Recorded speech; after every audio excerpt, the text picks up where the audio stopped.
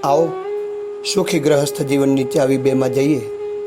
4 आश्रमों में सर्वश्रेष्ठ यह गृहस्थाश्रम कहलाता है।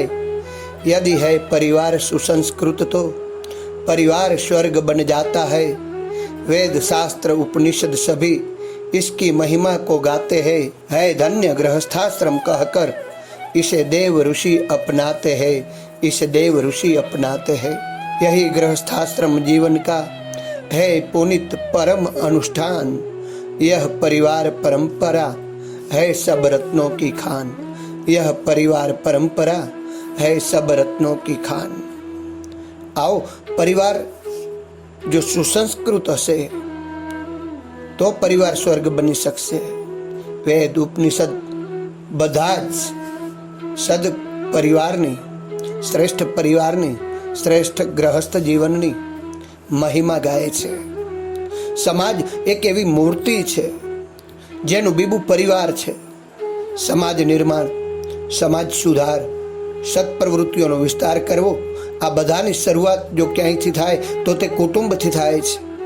આદર્શ કુટુંબોમાંથી જ આદર્શ સમાજ અને આદર્શ રાષ્ટ્રનું નિર્માણ થાય છે। ફ્રાન્સે એક વખત હોલેન્ડ ઉપર હુમલો કર્યો।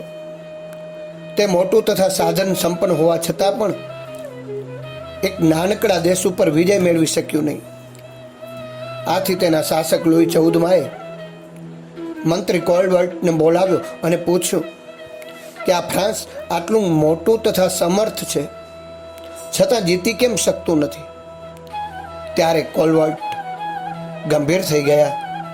તેમણે નમ્રતાપૂર્વક ધીમેથી કહ્યું કે મહાનતા અને સમર્થતા કોઈ દેશના વિસ્તાર કે વૈભવ પર આધાર રાખતી નથી। તેનો આધાર ત્યાંના નાગરિકોની દેશભક્તિ અને બહાદુરી ઉપર છે। હોલેન્ડના દરેક ઘરમાં સશક્ત નાગરિકોનું નિર્માણ થાય છે। શ્રેષ્ઠ નાગરિકોનું નિર્માણ થાય છે। આ સાધના જ એમને અજય બનાવવાનું બળ આપે છે। હોલેન્ડના નાગરિકોને વિસ્તૃત માહિતી જાણ્યા પછી ફ્રાન્સે પોતાનું સૈન્ય પાછું બોલાવી લીધું છે। એવું જ એક બીજું ગૃહસ્થાશ્રમનું દ્રષ્ટાંત છે।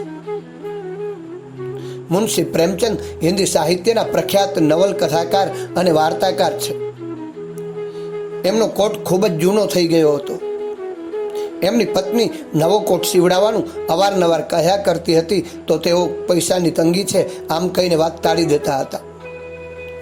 એક દિવસ પત્નીએ પૈસા આપ્યા અને કહ્યું કે આજે કોટનું કાપડ જરૂર લેતા આવજો। પણ સાંજે તેઓ જ્યારે પાછા ફર્યા ત્યારે ખાલી હાથે જ ફર્યા છે। પત્નીએ તેનું કારણ પૂછ્યું તો તેમણે જણાવ્યું કે આપણા ઓળખીતાની એક છોકરીનું લગ્ન હતું।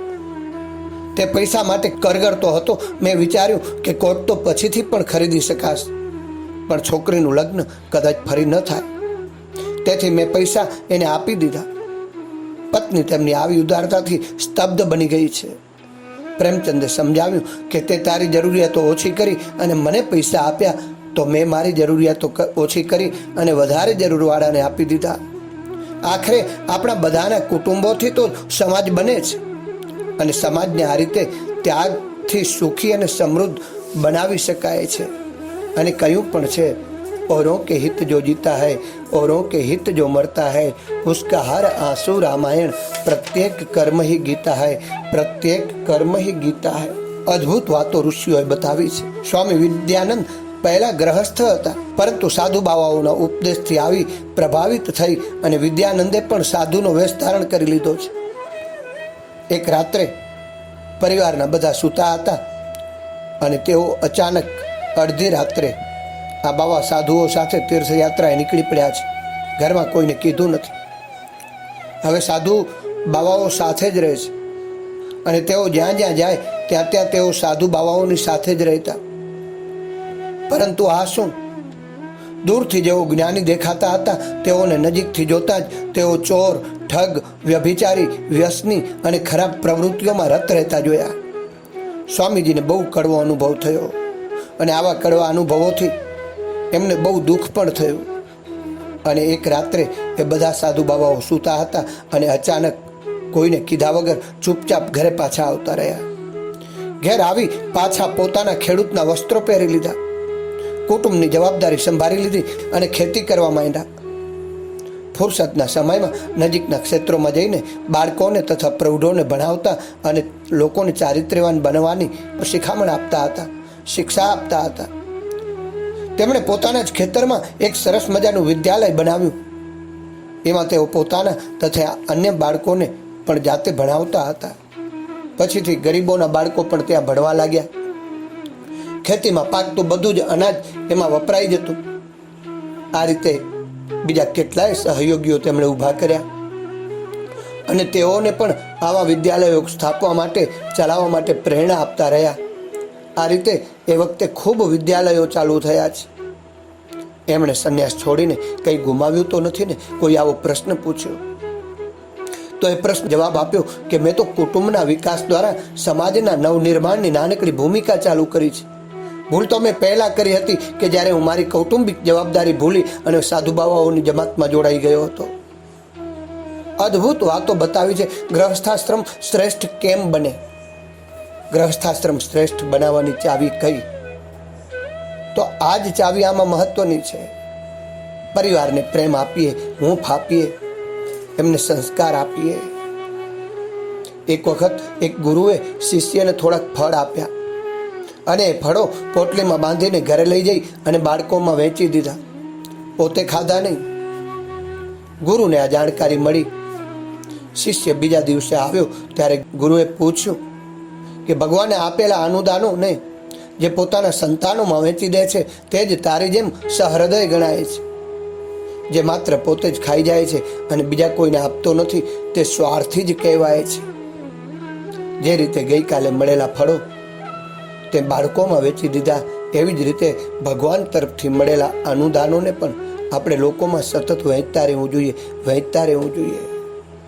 પારિવારિકતાનો આ અભ્યાસ તને આદર્શ લોકસેવક બનાવવામાં બહુ મદદરૂપ થશે. અને હકીકતની વાત છે,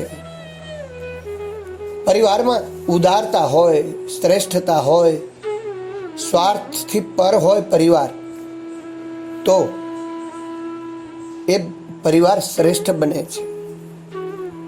અને એટલા માટે જ ઘણી બધી વાતો કીધી છે. હે ગ્રહસ્થી યોગી બડા, સુન લો ધર કર ધ્યાન, સંયમ સેવા સાધના યોગી કી યહી પહેચાન. આ ગ્રહસ્થાશ્રમનો પાયો પણ પતિ પત્નીના પ્રેમ ઉપર આધારિત છે. પતિ પત્ની જીવન રૂપી ગાડીના બે પૈડા છે. એમાં જો એક પૈડું કારનું હોય અને બીજું પૈડું બળદ ગાડીનું હોય તો ગાડી ક્યારેય ચાલી શકે જ નહીં. આથી પતિ પત્ની એક પ્રાણ અને બે દેહ બનીને રહે ત્યારે જ તેમનું દાંપત્ય જીવન શક્ય છે. પરિસ્થિતિ ગમે તેટલી વિષમ કેમ ના હોય, પરંતુ જ્યારે પતિ પત્ની એકબીજાના પૂરક બનીને રહે છે તો ઘર સ્વર્ગ બની જાય છે. ચારે બાજુ આનંદ જ આનંદ નજરે પડે છે. સુભદ્રા કુમારી ચૌહાણ પ્રયાગના એક રાજપૂત ઘરાનામાં જન્મી હતી.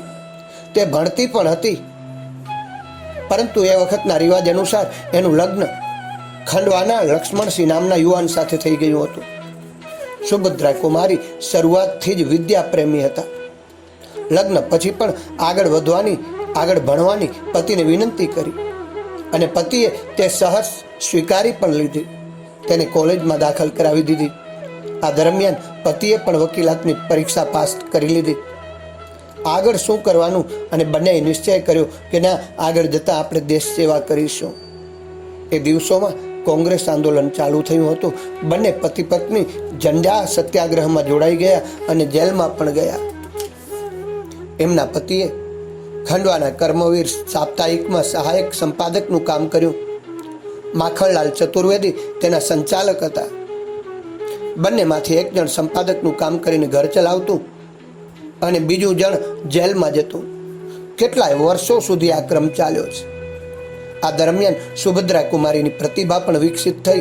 તેમણે ઉચ્ચ કોટીના અનેક કાવ્યો અને વાર્તાઓ લખ્યા જે દેશભરમાં ખૂબ જ પ્રસિદ્ધ પામ્યા છે.